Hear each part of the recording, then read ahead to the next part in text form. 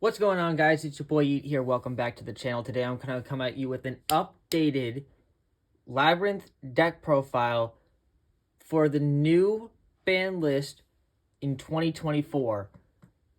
You guys are probably going to be seeing this before New Year's, but I'm saying it for 2024 because this is the build that, after seeing what the new ban list has unfolded, if you don't know, pretty much Isolde is banned.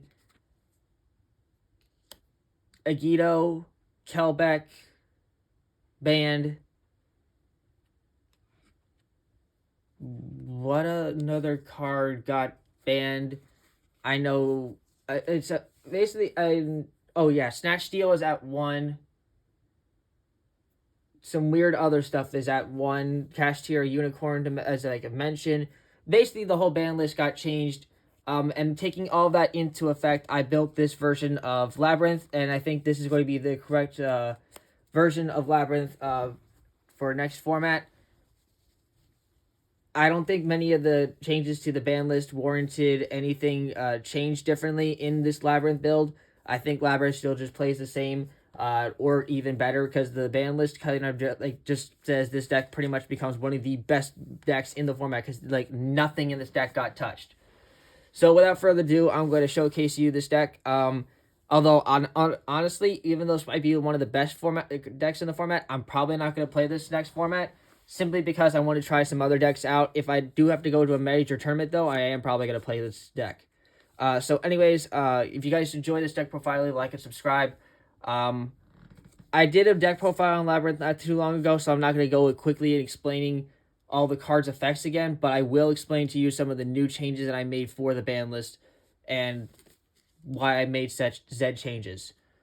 So starting off with the monsters, we are, of course, still playing 3 copies of Lady Labrynth of the Silver Castle.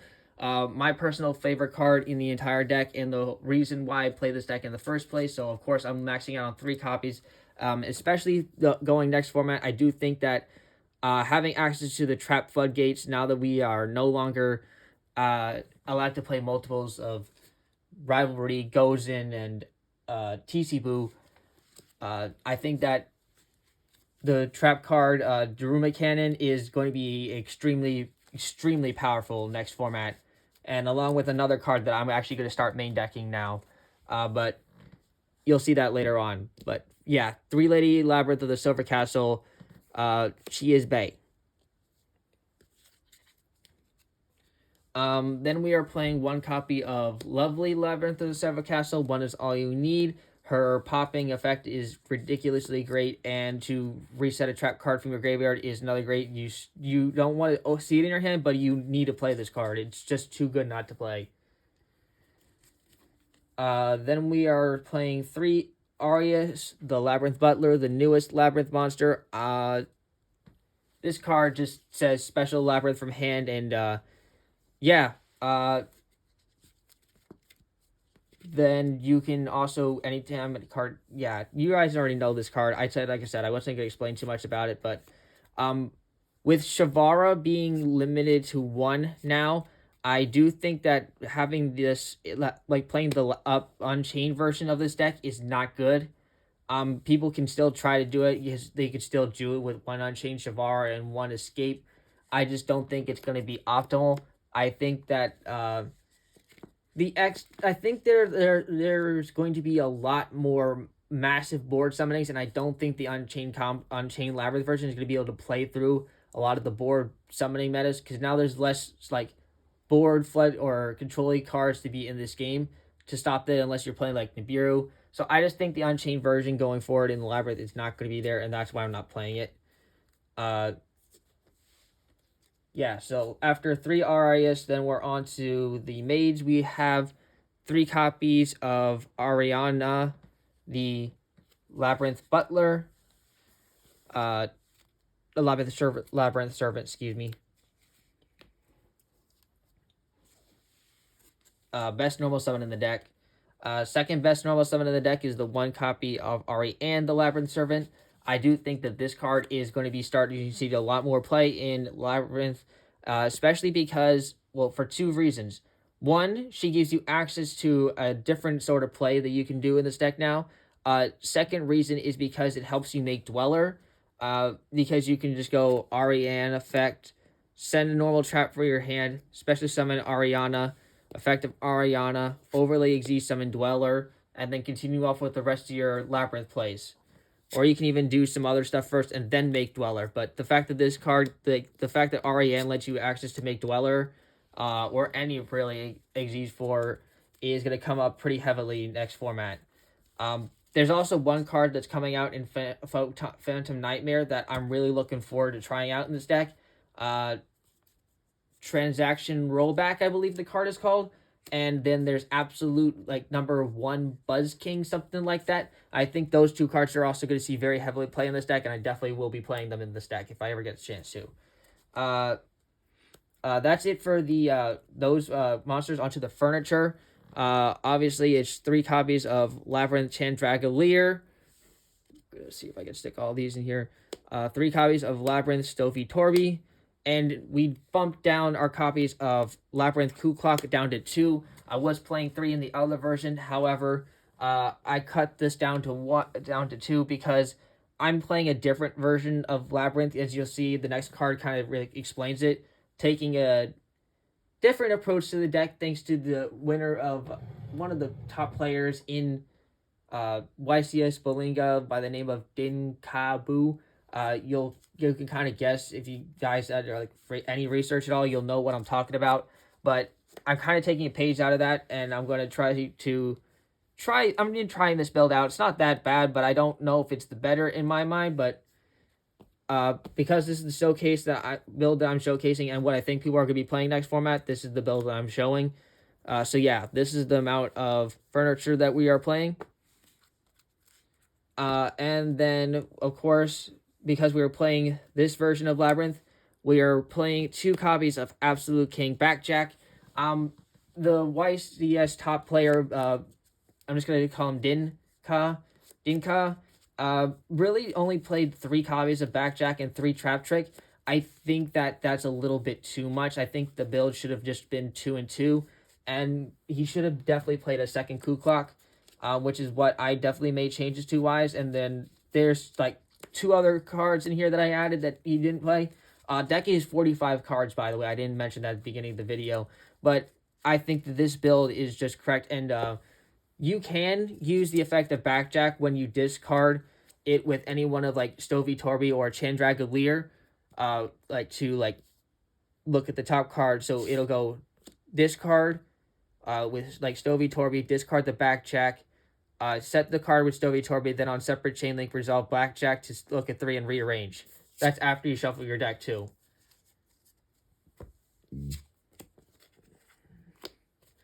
And then the only hand trap monster we were playing in the deck is 3 copies of Ash Blossom and Joy Spring. I was playing Nibiru in this deck before I put this build together, but post this for this build, I kind of don't want to see too many traps or fiend monsters, so I moved my Nibirus to the side deck for this version. But we are still main decking Ash till we have some kind of hand trap. You can freely move this around and say main deck Nibiru, main deck Effect Veiler, inside the Ash Blossoms. I'm just showcasing the fact that I'm deciding to main deck my 3 Ash Blossom. For the spells in the deck, there's a lot less spells in this deck now. Spells wise, there's literally 3. 1 copy of the field spell Labrynth, 1 copy of Labrynth Setup, and 1 copy of Called by the Grave. This is still meta relevant. This version is specifically because we are playing the Trap Trick version. This card is broken in the Trap Trick version. And Called by the Grave because if you get like Ashed or Effect Veiler on your normal summon of Ariana, you kind of just like don't have much to do. So I definitely still think main decking the 1 Called by the Grave is definitely a highly chosen choice. That's it for the spells. Onto the traps. 3 copies of Welcome Labrynth. You gotta play 3. Don't play less. You definitely want to see this or Big Welcome to make your Labrynth plays really go off. It's just a necessity. You can't do anything less. So speaking of which, you can kind of guess the next card is going to be 3 copies of Big Welcome Labyrinth. Yeah, again, you got to play 3. Don't play less. It's not a debate. Then 3 copies of the Broken Trap card, 3 copies of Destructive Cannon Daruma Cannon. Yeah, this card is what is making this deck, aside from the fact it's being very good at like doing what it does, this card is what just basically says, no, we're going to just literally Book of Eclipse you during your turn. It's just way too strong not to play. And I also have a budget deck coming out to you guys soon. That is another deck that's not Labrynth, going to be utilizing this cannon card. That is a deck that really is super cheap, but because of how the way this new format is going to come out, I think that deck is going to be surprising the hell out of people. It may not win a lot of games, but it's going to surprise the hell out of people that it also uses the cannon card. 3 Infinite Impermanence as another hand trap, and also a very good normal trap card to be playing. Not much to explain about that. 2 copies of Trap Trick. Yeah, there's only really 3 targets for your 4 targets for your Trap Trick, your Imperm, your Cannon, your Big Welcome, and your regular Welcome. And that's pretty much all there is for the Trap Trick targets anyway. But there is cards that you can still set off of the Labrynth setup. Like Ice Dragon's Prison is one of them. Dogmatica Punishment is another. And then the last card, which I'm thinking that a lot of people are going to start main decking now because there's a lot less restricting on your opponent's like what your opponent can do. So I think there's this one floodgate is going to be seeing a lot more play now, and that's going to be Summon Limit. I think we're going to be entering a very slow format, or a format that is going to be like setting control of the pace, whether it's fast, slow. Basically, it's just going to be controlling the pace, and then how you manage that when you're in that pace is how this format is going to turn out. So I think cards like Summon Limit, Nibiru, Kurikara, Div Incarnate are going to see a lot more highly prevalent play now. So I'm deciding that Summon Limit is probably going to get main decked. That's it for the main deck of 45 cards. We're going to show you the extra deck now because this extra deck changed a lot. Because it's not an extravagance build, we don't have to play so many copies of cards like Typhon and stuff like that now. But yeah, I'm just going to showcase you this build. So there's 1 copy of Chaos Angel and 1 copy of Golden Cloud Beast Malong in the extra deck. So these are the only 2 synchros we're playing. Obviously, it's not that hard to explain why Chaos Angel is in this deck because it just is easily made. But why Golden Cloud Beast Malong is in this deck is because, well, 1, you can actually make it when you, with Ash Blossom and your Labrynth Chandragolier, which is one way of doing it. But also because it's a Dogmatica Punishment target. And when this card is sent to the graveyard, you can target 1 face-up card your opponent controls and return it to the hand. So I find it very good to, like, bounce stuff. Also, if you ended up making this with the Ash and Chandragolier and then using this to make your Chaos Angel, you'll have the Light and Dark requirement met for Chaos Angel's secondary effect. Then for the Link monsters we are playing the deck, we are playing 1 copy of Underworld Goddess of the Closed World. She's still good for Renegades Mekenko and other decks, and I still think she's going to be seeing highly prevalent play. Dahark the Dark Charmer. 1 copy of Muckracker from the Underworld. We no longer need to play a 2nd copy of Muckracker because, again, this is not the extravagance build, and I never in my once time thought I needed or felt like I needed or missed a 2nd copy of Muckracker. The 1 Muckracker was already enough, and if you have to go into a 2nd Muckracker, you're just losing this game. 1 copy of Relinquished Anima. That's actually it for the Link monsters. There's literally only 4 Link monsters in this deck now. Still think that they're good. You can probably try around missing with Anima and putting in Link Haribo. That's also probably fine. Then we actually have fusion monsters in this deck. Now, none of them, though, you're going to be making with polymerization, but these are all like Dogmatic punishment targets. So they're 1 copy of Baphomet the Phantom King. No, this is Baphomet, the mythical king of phantom beasts. One Chimera, the king of phantom beasts, and one copy of Elder Entity Nites. I was surprised as hell when he was playing this two package, but once I started figuring out how or why he was doing these two package, it made perfect sense. I never thought of this. Being able to use their secondary effects, because they're not just restricted to beast and illusions, they have access to fiends as well. Obviously, Nites is self-explanatory to getting that extra pop, but I never once thought about the Phantom Kings, the King of Phantom Beasts and the mythical King of Phantom Beasts. Dude, I never saw this come. I never thought of that, and it makes perfect sense. It's so ingenious to start using these two as a punishment target. It's actually ridiculous. I can't believe I didn't think of it myself. Onto the XZs, we are playing two copies of Sky Striker Typhon. I still think two in this deck is prevalent, even though you're not playing Extravagance anymore, because this card just comes up way too much and it's so easy to make, and also it's a fiend, and sometimes you're locked under fiends and you just need a boss monster to make, and this is one of the best things you can actually make. Actually, super easy. One copy of Garunix Eternity Hyang of the Fire Kings. This card is probably going to surprise the hell out of people. But when I say that this card is actually super easy to make, it is literally super easy to make. It's a board clear for your opponent, for you to do on your opponent. When you have access to your Lady Labrynth of the Silver Castle or Lovely Labrynth of the Silver Castle. Yeah, it's just way too easy to make. I don't like.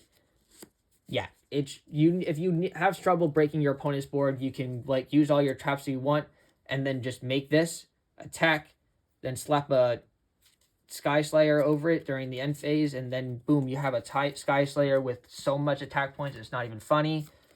Yeah. One copy of Wallow Thunder of the Drudge Dragons. Super easy to make with your Arias, the Labyrinth Butlers. And this card is just going to ruin any heavy graveyard decks nowadays. The one copy of Abyss Dweller. And then the surprising new tech that most people are going to be like, what? Why the hell are you doing this? It's actually going to be Baromont, the Sacred Sheep Shrub. This card is a reoccurring, think of this card as like a Wanted of the Seeker Sinful Spoils secondary effect for normal traps. For those who don't know what Baromont does, it takes 2+ level 4 monsters, so you can make it with multiples. You can detach one material from this card, target one normal trap card in your graveyard, place it on the bottom of the deck, and then draw one card. That is one of the reasons, because we're not having a lot of card draw in this deck now, so this card is a secondary version of card draw. And then, because if a normal trap card is activated except during the damage step, detach one material from an Xyz monster you control, and if you do special one for a lower monster from your hand, you can only use the effect of Baromont the Sheep once per turn. So it'll allow you to basically do Arias or Ariana plays during your turn, during your opponent's turn. You can even do Backjack or any one of the other like Labyrinth monsters. Just thinking that this might actually come up, but I really have it in here for the reoccurring trap cards, because there's sometimes that you want to re-put back the Ice Dragon's Prison, or one of your side deck mini trap cards. And I found Baromont the Sheep to be the most helpful when it comes to that, because sometimes you'll not have access to your Lovely, because your Lovely will get banished by a Bestial or something. That's it for the extra deck. On to the side deck. It's pretty kind of straightforward. I'm going to breeze right through this. 3 copies of Effect Veiler.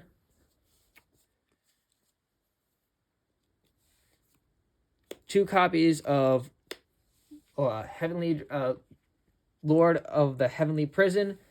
3 copies of Drolan Lockbird. 2 copies of Fantastical Dress and Phantasme. 2 Nibiru. And then 1 copy of Different Dimension Ground. 1 copy of Dimensional Barrier. And 1 copy of Eradicator Epidemic Virus to round off for this deck. Pretty straightforward. All of this is pretty good. I don't know if Different Dimension Ground is going to stay in this deck, because Tier Elements kind of got hit with no Agido and no Kelbeck anymore.